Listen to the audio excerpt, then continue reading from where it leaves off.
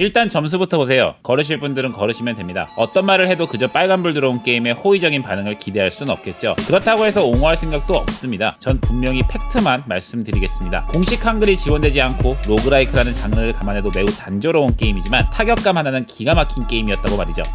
사겜이지만 요즘엔 감성감만 챙기는 게임들이 시장에 너무 많아졌습니다. 분명히 이쁜 것이 보기도 좋은 것도 맞고 이뻐야 눈이 가는 것도 사실 맞지요. 그런 의미에서 헬보이, 웹 오브 위어드에 보여지는 모습 자체는 원작의 초기 코믹스 그대로입니다. 오컬트 장르 특유의 음산한 분위기를 극대화시켜주는 단순하지만 선이 굵은 펜선, 음영 처리, 그리고 무채색 계열의 튀지 않은 색감, 컷신을 스틸컷으로 꾸몄고 움직임을 의도적으로 딱딱하게 하여 만화적인 느낌을 내려고 한 애니메이션까지 말 그대로 만화책의 실제 주인공이 튀어나온 듯한 시각적인 부분은 기존 헬보이 코믹스의 팬들은 물론 캐릭터만 알고 있던 저에게도 이목을 끌기엔 충분한 인상이었습니다. 거기에 원작자인 마이크 미뇰라가 참여한 오리지널 스토리까지 포함이 되어 있기 때문에 세계관의 연속성까지 어느 정도 챙겨둔 상태이죠.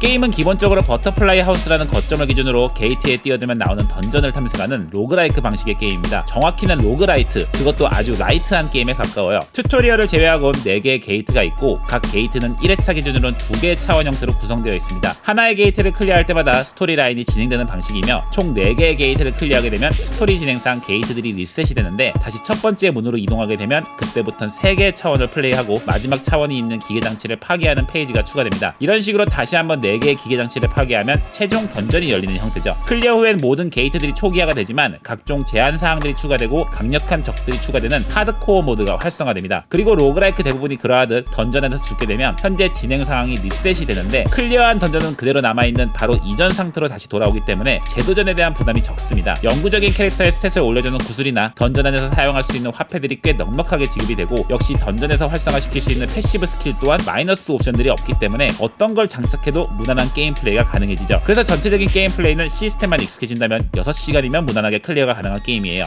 그리고 앞서 말했듯이 이 게임의 전투 시스템은 헬보이를 가지고 어떻게 하면 가장 그럴싸한 전투를 만들 수 있을까에 대한 꽤나 많은 고민들을 하는 흔적들이 보입니다. 기본적으로 헬보이 특유의 둔하지만 묵직한 애니메이션이 많으며 적들을 로고나에 집중시키는 카메라 시점, 그리고 주먹을 사용하는 캐릭터답게 복싱 시스템 같은 더킹과 패링, 스턴치를 누적시켜 그로기 상태로 만들어 한 방을 먹이는 크리티컬 공격과 피니셔 동작들은 묵직하면서도 인상적입니다. 기본적인 타격 공격 외에 몇 가지의 총기와 참이라는 액티브 스킬이 별도로 있는데 장전 시간 그리고 쿨타임 시스템을 적용하여 사용에 제한을 두면서도 전략적인 활용을 하도록 유도하여 자칫 단조로워질 수 있는 전투 시스템의 양념 같은 역할을 하고 있습니다. 그것을 극대화시켜주기 위한 무자비한 헬보의 연출은 이 게임의 타격감을 극대화시켜주죠. 특히 이 게임의 전투에서 특이점이라고 하면 맷집 시스템입니다. 헬보이를 포함해 적들에겐 기본적으로 맷집이라는 기본 체력바 이외에 노란색으로 표시되어 있는 일종의 실드 같은 역할을 하는 게 있는데 이 맷집은 계속해서 쿨타임을 통해 재생이 되는 방식입니다. 캐릭터의 기본 체력은 아이템을 얻지 않는 이상 다시 회복하지 않지만 맷집만큼은 다시 회복을 하게 되죠. 일종의 안전장치인 셈입니다. 이런 기본적인 만듦새는 솔직히 기대 이상이었습니다. 그리고 문제는 이게 전부였다는 것이죠.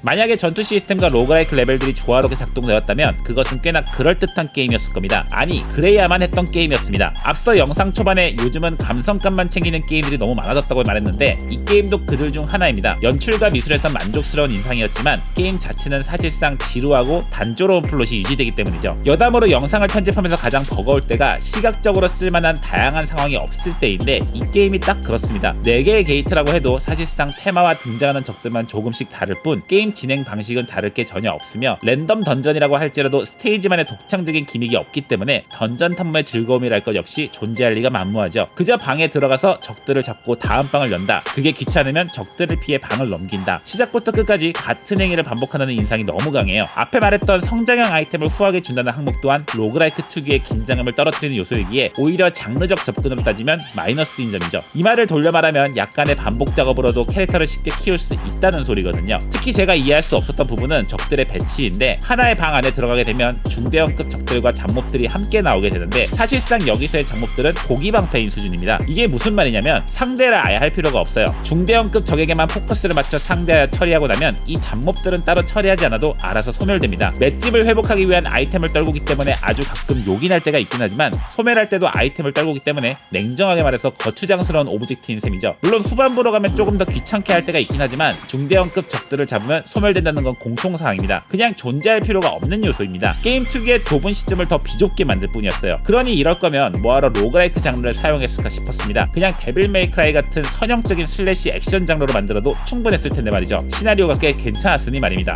정리하자면 개인적으로 애정하는 장르는 액션 게임 중 액션 메커니즘은 잘 만들어 놓고 레벨이나 시스템 구성을 엉망으로 해서 게임을 망쳐놓는 상황을 매우 싫어하는데 이 게임이 정확히 그런 게임이었습니다. 원작 코믹스 특유의 분위기 그리고 생각보다 잘 만든 전투 시스템, 꽤 괜찮은 타격감, 사실 이런 것들은 되게 좋았습니다. 정말 이게 전부였다는 게 허탈할 뿐이었죠. 단도직입적으로 말해 헬보이, 웹 오브 위어드는 장르 선택이 잘못됐어요. 이 게임은 로그라이크가 어울리지 않습니다. 그나마 로그라이크로 만들면 반복 플레이 요소도 잡을 수 있고 판매량도 어느 정도 보장이 된다고 판단했던 걸까요? 뭐 제작사가 다르긴 하지만 예전에 PS3로 액션 어드벤처 게임이 나온 적이 있긴 했어요. 사실 그 게임도 평가는 매우 좋지 않습니다. 그래서 어드벤처로 만들면 안 된다고 판단했던 걸까요? 오히려 어드벤처에 어울리는 건 이 게임이었는데 말입니다. 그나마 가격적인 부분에서 부담이 적다는 것이 위안거리지만 어차피 한글화가 안 된 게임이라 액션 하나만 바라보고 접근해야 됩니다. 하실 분이 계실지 모르겠지만 못해볼 게임은 아니고 그렇다고 추천하기도 애매한 게임이에요. 싸지면 해보세요. 뭐 안 하셔도 전혀 상관없고요.